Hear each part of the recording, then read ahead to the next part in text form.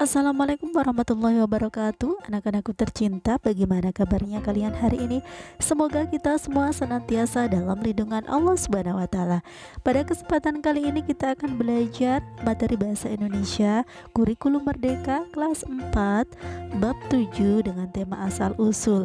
Adapun materi kali ini adalah membaca batik bisurek kemudian menulis konjungsi.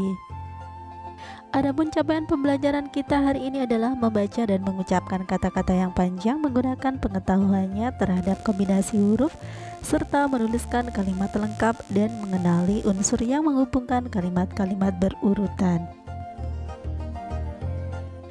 Bacalah teks di bawah ini dengan nyaring. Lakukan secara bergantian dengan teman kalian. Batik Besurek. Batik Besurek adalah kain khas dari Provinsi Bengkulu.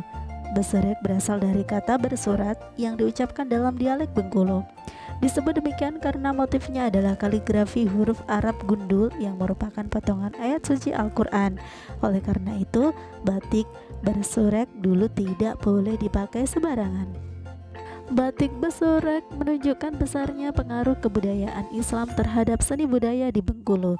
Sebagian ahli memperkirakan batik besurek sudah ada sejak abad ke-16 atau 17 seiring dengan datangnya pedagang Arab dan pekerja dari India yang beragama Islam. Sebagian ahli lainnya meyakini bahwa batik besurek diperkenalkan oleh para saudagar dan seniman batik dari Demak.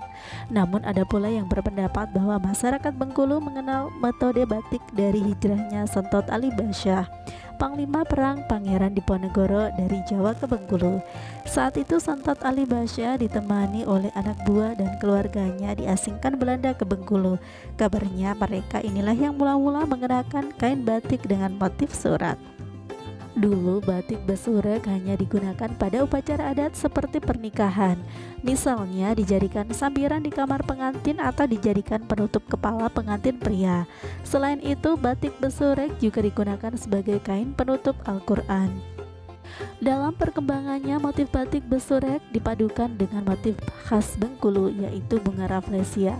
Di samping itu, motif huruf Arab atau mirip huruf Arab yang dipakai pun tak lagi memiliki makna ayat suci. Karena itu, kini batik besurek dapat digunakan sehari-hari. Nah, anak-anak, saat membaca teks batik besurek, tentunya kalian menemukan kata-kata sulit.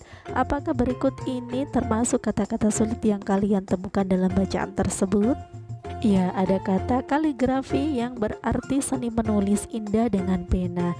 Kemudian ada kata hijrah yang berarti berpindah atau menyingkir untuk sementara waktu dari suatu tempat ke tempat lain yang lebih baik dengan alasan tertentu berupa keselamatan, kebaikan, dan sebagainya. Kegiatan belajar selanjutnya adalah menulis.